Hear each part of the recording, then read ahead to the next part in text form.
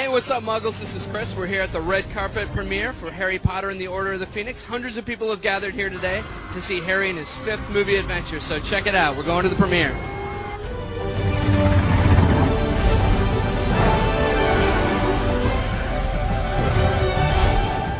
And where did your kind of love of Harry Potter begin?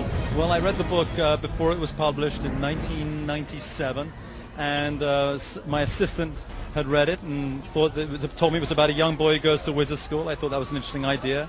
I took it home and couldn't stop reading it. I read it all in one night, and I loved it. It made me laugh. It moved me. I'd been to a school like this, admittedly without magic. The characters were really relatable. I loved it. For me, the most important thing for this series was to grow it up a bit.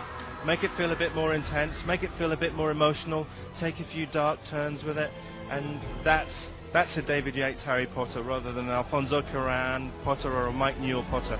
So it's a little bit more nuanced, and I think the audience are ready for that now. You know, they've grown up with these characters, they've grown up with these kids, and they're ready for that world to be stretched a bit into darker areas, I think. It's been quite a unique experience we've all sort of gone through. Because obviously I was pretty lucky how I sort of got into it. I was just at normal school doing regular stuff, and suddenly I was put into this crazy environment. So it's been a really fun journey, but really enjoyed it. Yeah, I mean, yeah, it's just we've grown up so much as well. Because when you look back on the first ones, we were just started when I was 11, so it's been a really long time, but it's been really fun. How closely did you work with J.K. Rowling in order to adapt this?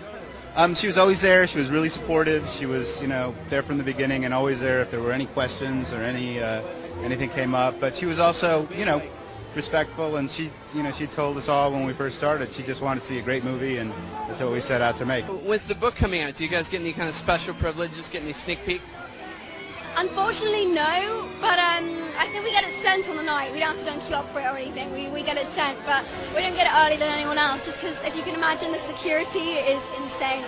So, yeah, no, we can't. But so what's your ritual then like when you get a new Harry Potter book? Sorry? What's the ritual like when you get a new Harry Potter book? Do you think about it with you in mind? For like 2 days, literally. Like when I got the 6th one, I just read it non-stop, just like from back to front, without doing anything else. So I'm pretty much attached to the book, so yeah. It's rumored that in 7 your character might die. How do you feel about that? I think it'd be a fitting end. I don't know if he dies in some sort of heroic fashion. I don't think he will die, personally. I used to, but I don't anymore. I think he'll live. I don't know. I have theories about who's good and who's bad and who's going to die, but they're probably all wrong. I think that's pretty possible, actually. I think Ron will survive. Don't know about Hermione, but I just don't know. How do you think the relationship between Ron and Hermione is going? I think, this is my personal opinion, that in the 7th one they'll get together. I think there's definitely some tension between them, some sexual tension, definitely. How much fun is it to play a role that's this deliciously evil? What do you think? Very good. No, it's great. Great. It was difficult. It's a difficult role, and thank God I had David Yates there helping me along. But it was, it was fantastic.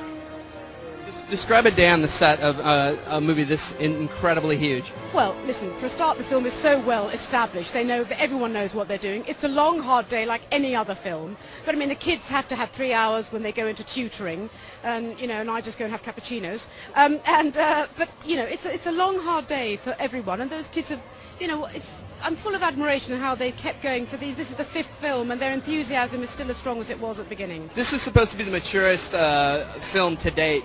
Have you felt like a maturation process growing up in the public eye as well? Yeah, certainly. I mean, I think I've matured in the same way that anybody who goes from, 11 to almost 18 would grow. I don't think it's changed particularly because of Harry Potter.